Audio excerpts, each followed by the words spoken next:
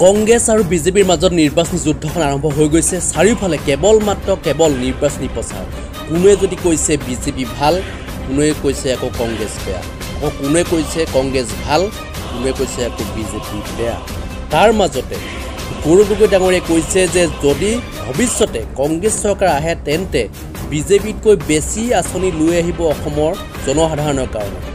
তেখেতে কৈছে যে অসমৰ যুৱসকলে জানে যে ভৱিষ্যতে যদিহে ইণ্ডিয়া এলায়েন্সৰ চৰকাৰ আহে তেন্তে তেখেতে প্ৰথম আৰু কেবিনেট মিটিঙৰ ভিতৰতে কা আইন বাতিল কৰিব।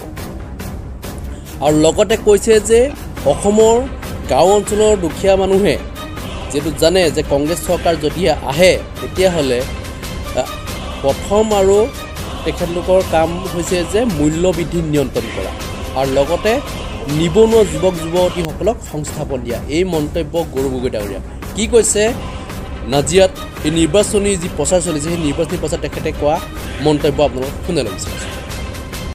আপোনালোকে বাতৰি পঢ়ে তেতিয়া আপোনালোকে দেখা পাইছে বা পঢ়িছে যে বিজেপি চৰকাৰ বিৰোধী দলসকলৰ ওপৰত অত্যাচাৰ চলাইছে।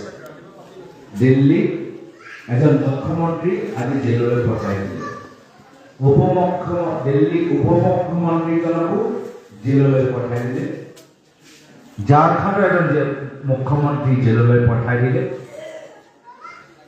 আৰু একেৰাহে আজি কংগ্ৰেছ দলৰ একাউণ্টবোৰ তেওঁলোকে ফ্ৰিজ কৰি কংগ্ৰেছ দল যে ভালদৰে প্ৰচাৰ কৰিব নোৱাৰে তাৰ বাবে যথেষ্ট চেষ্টা কৰিছে।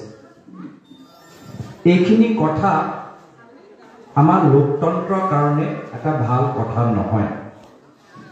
এনেধৰণৰ ব্যৱহাৰ আমাৰ ভাৰতৰ লোকতন্ত্ৰ পৰম্পৰাৰ কাৰণে ভাল নহয়। ইমান অহংকাৰী কোনো দল হ'ব নালাগে, ইমান ক্ষমতালোভী কোনো দল হ'ব নালাগে। আৰু অহংকাৰী বৰ্তমান বিজেপি হৈ গৈছে, যিমান অত্যাচাৰী বৰ্তমান বিজেপি হৈ গৈছে, শেষত গৈ সাধাৰণ মানুহে ভুগিবলৈ লৈছে। শেষত গৈ সাধাৰণ ৰাইজৰ ওপৰত সেই হেঁচাটো পৰি। আজি বিৰোধী দলৰ ভূমিকা কি? সোঁহা বাওঁহাত।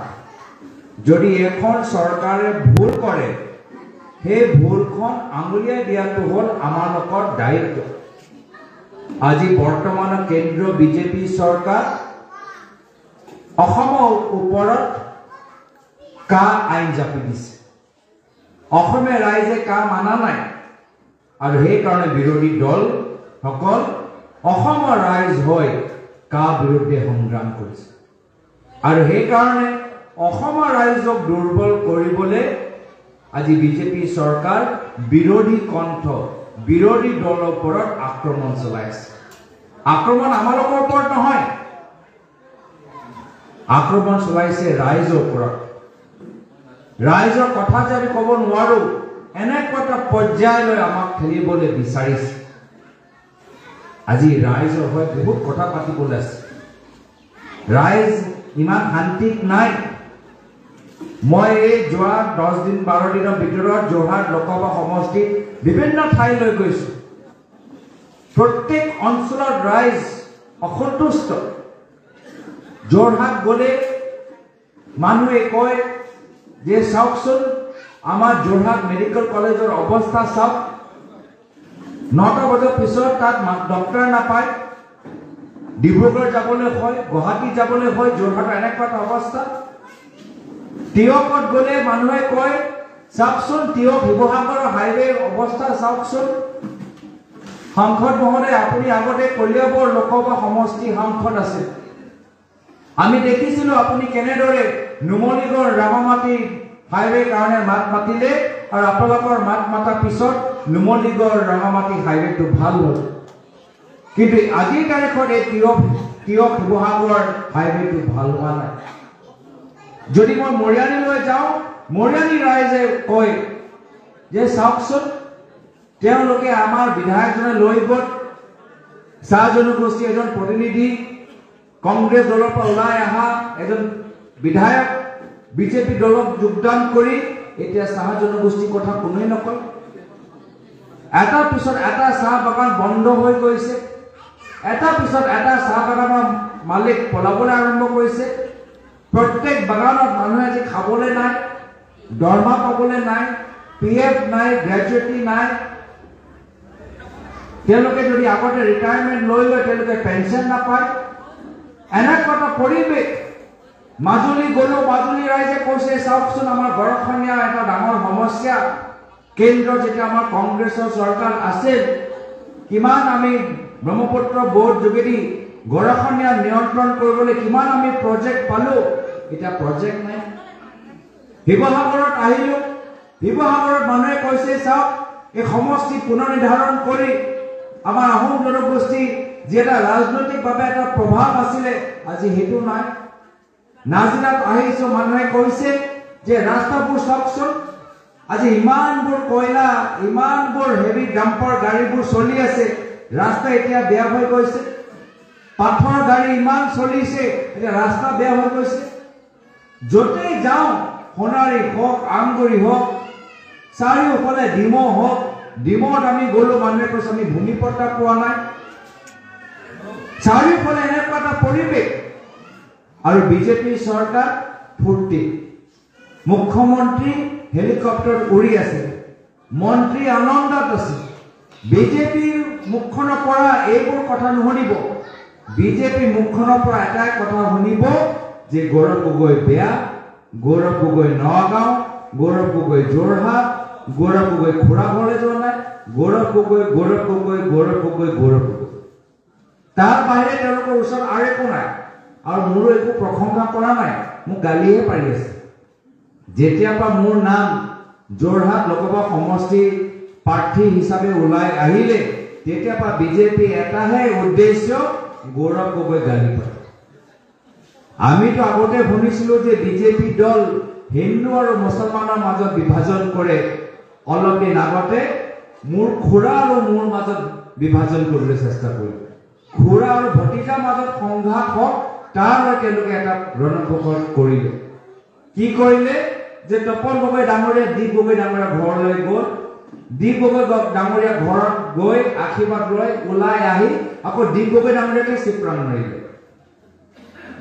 আকৌ দীপ গগৈ ডাঙৰীয়াকে চিপৰাং মাৰিলে দীপ গগৈ ডাঙৰীয়া নিজে গৈ ৰাজীৱ ভৱনত গৈ নিজৰ স্পষ্টীকৰণ দিবলৈ গ'ল এয়া হৈছে বিজেপি অসমলৈ কোনো সংকল্প নাই অসমলৈ কোনো নীতি নাই আজি অসমৰ জাতি মাটি ভেটি কেনেকৈ সুৰক্ষিত ৰাখিব লাগে কোনো দায়িত্ব নাই কা বিৰুদ্ধে মেঘালয় চৰকাৰে ৰেজুলেশ্যন পাছ কৰিছে যে আমি কা নামানো আকৌ বিজেপি চৰকাৰে কৈছে নহয় নিজৰ গাদী সুৰক্ষা কৰিবলৈ হলে নিজৰ মুখ্যমন্ত্ৰী গাদী আমি ইমান ভাল পাওঁ নিজৰ মন্ত্ৰী গাদী ইমান ভাল পাওঁ কা আমি গ্ৰহণ কৰি আৰু অসমৰ আন্দোলনৰ শ্বহীদসকলক অপমান কৰি এয়া হৈছে বিজেপি দলৰ নীতি এয়া হৈছে বিজেপি দলৰ নীতি নিয়ম আৰু সেই কাৰণে আজি ৰাইজে কৈছে কি নহয় এই বিজেপি দল আমাক বিশ্বাসঘাত কৰিছে ৰাইজক বিশ্বাসঘাত কৰিছে আৰু ভাবুকি দি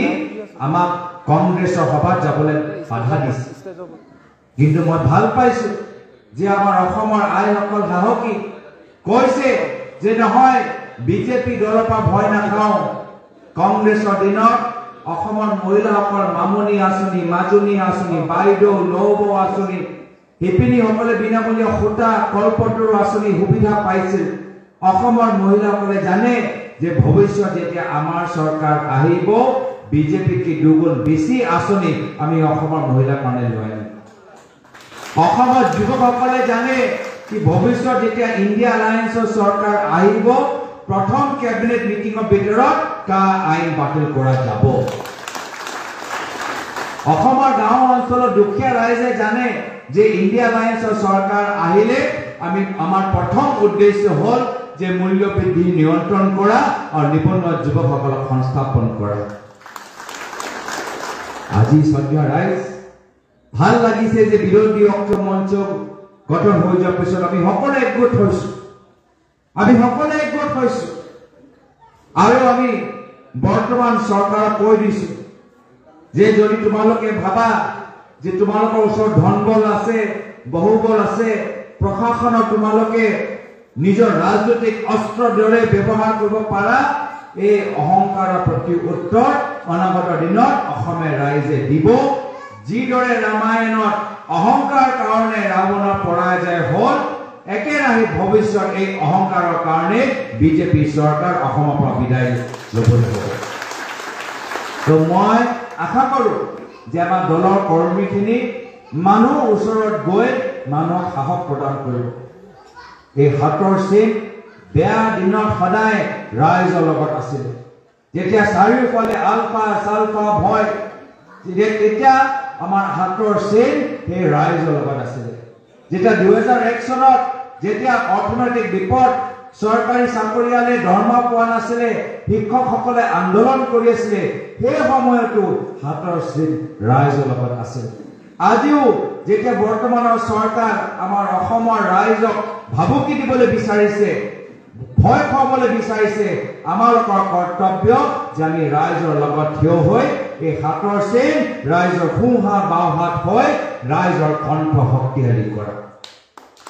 আৰু মই আশাবাদী যে যদি আমি ৰাইজক বুজাওঁ যে পৰিৱৰ্তনৰ নামত বিজেপিয়ে কি কৰিলে, নহৰু 1 পেকেট দাম এতিয়া 400 টকা কৰি দিলে, পৰিৱৰ্তনৰ নামত নিমখৰ দাম 20 টকা কৰি দিলে, পৰিৱৰ্তনৰ নামত চিলিণ্ডাৰ গেছৰ দাম 1000 টকা কৰিলে।